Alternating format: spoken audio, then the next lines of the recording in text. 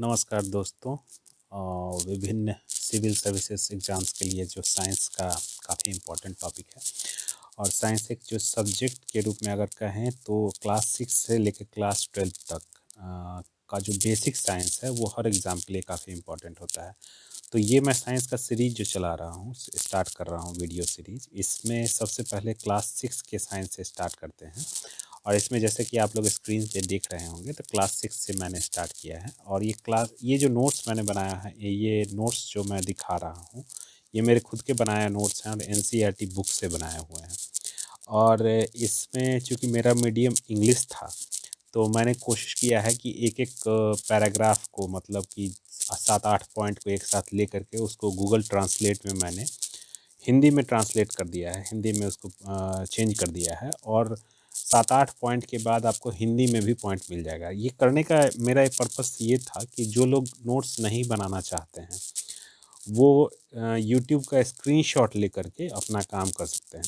चलिए स्टार्ट करते हैं। हाँ, एक और इम्पॉर्टेंट बात है, मैंने बुक से चूँकि लाइन्स उठाए हुए हैं, तो हो सकता है कोई-कोई लाइन सेंस नहीं बनाता हो, लेकिन जो डेटा आपको, जो फैक्ट आपको चाहिए साइंस में, वो है इसमें।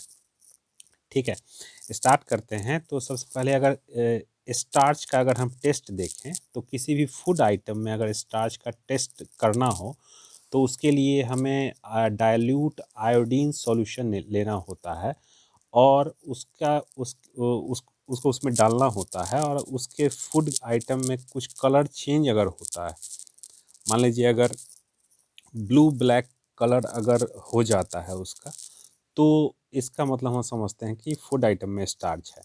उसी तरह अगर हम टेस्ट ऑफ प्रोटीन अगर हम देखना चाहें, टेस्ट ऑफ प्रोटीन के लिए हमको 2 बूंद कॉपर सल्फेट का सॉल्यूशन और 10 बूंद कॉस्टिक सोडा का सॉल्यूशन ये डालना पड़ता है फूड आइटम में। और अगर ये वायलेट कलर का हो जाता है, तो ये दिखाता है कि खाने के उस पदार्थ में प्रोटीन है।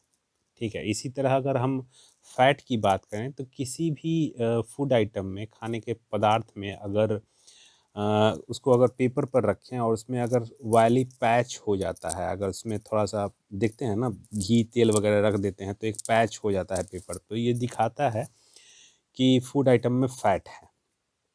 ठीक है, उसके बाद कहा जाता है कि फैट्स जो है वो एनर्जी ज़्यादा देता है कार्बोहाइड्रेट की तुलना में। ठीक है, विटामिन ए की अगर बात करें, तो विटामिन ए हमारे स्किन को और आइज़ को, यानी कि चमड़ी और आँखों के लिए काफ़ी हेल्पफुल होता है। और विटामिन सी जो है वो काफ़ी सारी बीमारियों से लड़ने में शरीर की मदद करता है। और विटामिन डी जो है ये हमारे शरीर को शरीर में कैल्शियम और बोन्स यानी हड्डियों और टिथ यानी कि दांतों के लिए काफ़ी फ़ायदेमंद होता है। प्रोटीन की ज़रूरत होती है शरीर के ग्रोथ के लिए और रिपेयर के लिए।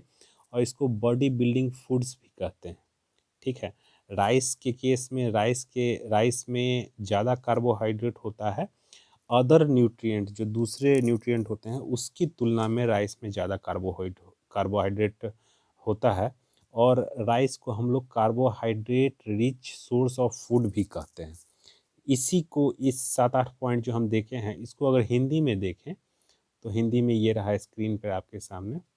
ठीक है, स्टार्च का परीक्षण, वसा, यहाँ पे है विटामिन ए, प्रोटीन, और उसके बाद चावल के बारे में।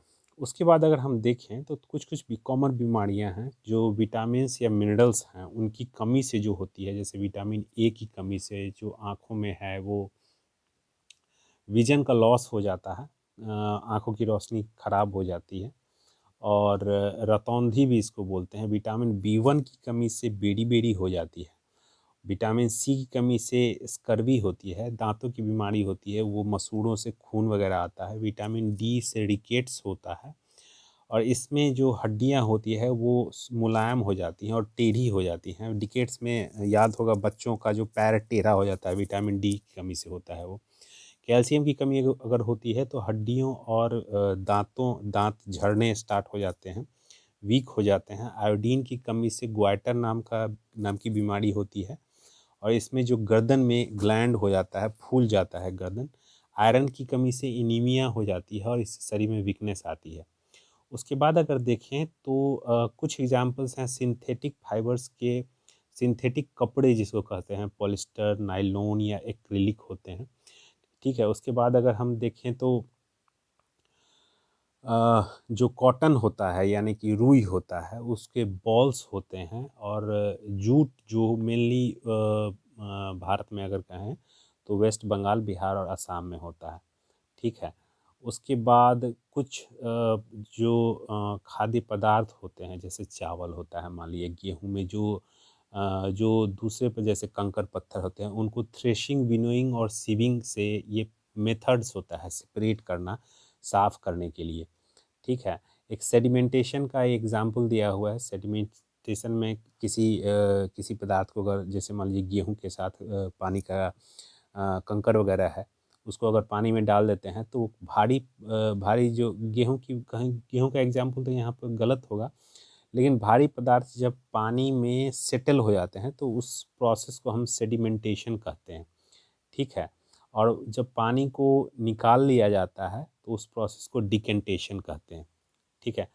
उसके बाद कुछ ऐसे पौधे होते हैं जिनका वीक स्टेम होता है, जिनका तना वीक होता है, और ये जो पौधे होते हैं ये सीधा अपने आप से खड़े नहीं हो सकते, इनको क्रीपर्स भी बोलते हैं, मतलब रेंगने वाले पौधे। तो ये लत्तियाँ वगैरह जो होती हैं पेड़ के चारों तरफ लिपट जाती हैं। उसके बाद एक दूसरा फैक्ट है कि जो ग्रीक फिलोसफर एरिस्टोटल थे उनका बुक का नाम है गेट ऑफ एनिमल्स। उसके बाद अगर देखें तो मैग्नेटाइट जो होता है उसमें आयरन होता है, आयरन का एक और भी होता है मैग्नेटाइट, और कुछ लोग मानते हैं कि मैग्नेटाइट जो सबसे पहले खोजा गया था उस जगह का नाम मैग्नेशिया था। इस ऊपर वाले 7-8 पॉइंट को अगर देखें, ये सारे पॉइंट्स को अगर देखें, इसका अगर हिंदी ट्रांसलेशन देखिएगा तो यहाँ से लेकर के यहाँ तक है, ठीक है। उसके बाद मैग्नेट अगर देखें तो मैग्नेट अट्रैक्ट करता है आयरन, निकेल और कोबाल्ट को। और अगर नेक्स्ट पॉइंट में देखें तो एयर का जो मेजर पार्ट है वो नाइट्रोजन होता है, और ये करीब 4/5वां भाग होता है, 4/5 ऑफ एयर होता है। नाइट्रोजन और ऑक्सीजन की अगर बात करें तो ये दोनों गैस मिलकर के 99% एयर का बनाता है, हवा का बनाता है, और बाकी 1% जो होता है वो कार्बन डाइऑक्साइड और अदर गैसेस, जलवाष्प या फिर धूलकण, डस्ट पार्टिकल्स हैं, उसके वो होता है 1%। उसके बाद कंपोस्टिंग का डेफिनेशन दिया गया है कि कुछ पदार्थ जो सड़ गल जाते हैं उससे जो मैन्योर का निर्माण होता है उसको प्रोसेस को कंपोस्टिंग कहते हैं, और कंपोस्टिंग में जो अर्थवर्म का इस्तेमाल होता है वो रेड वर्म होता है, ठीक है। रेड वर्म से जो कंपोस्ट बनाया जाता है उस प्रोसेस को वर्मी कंपोस्टिंग कहते हैं। इन रेड वर्म्स के पास दांत नहीं होते, they do not have teeth and they have a structure called gizzard.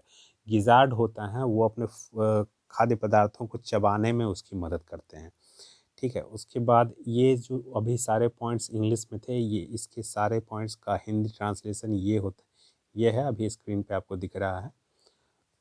अगर आप चाहें तो इसको स्क्रीनशॉट ले सकते हैं, ठीक है। तो क्लास 6 के साइंस में यही सारा इम्पोर्टेंट पॉइंट जो मुझे लगा था, कंपटीशन पॉइंट है ये। कंपटीशन चाहे बीपीएससी हो, यूपीएससी हो, या कोई भी सिविल सर्विस हो, स्टेट पीएससी हो, आप इसका इस्तेमाल कर सकते हैं। मैं कोशिश करता हूँ कि इस तरह के वीडियोस में सभी क्लासेस का बना के डाल दूँ ताकि आपको फ़ायदा हो। एक बार मैं फिर से स्क्रीन को चला देता हूँ ताकि आप लोग को अगर कुछ मिस कर गया हो या फिर उसको यूट्यूब को रोक के भी आप लोग देख सकते हैं, ठीक है। तो ये है आपका क्लास 6 का साइंस था। नेक्स्ट वीडियो में हम क्लास 7 के साइंस पे हम लोग डिस्कस करेंगे। थैंक यू वीडियो में देखने के लिए और वीडियो में बने रहने के लिए बहुत बहुत धन्यवाद।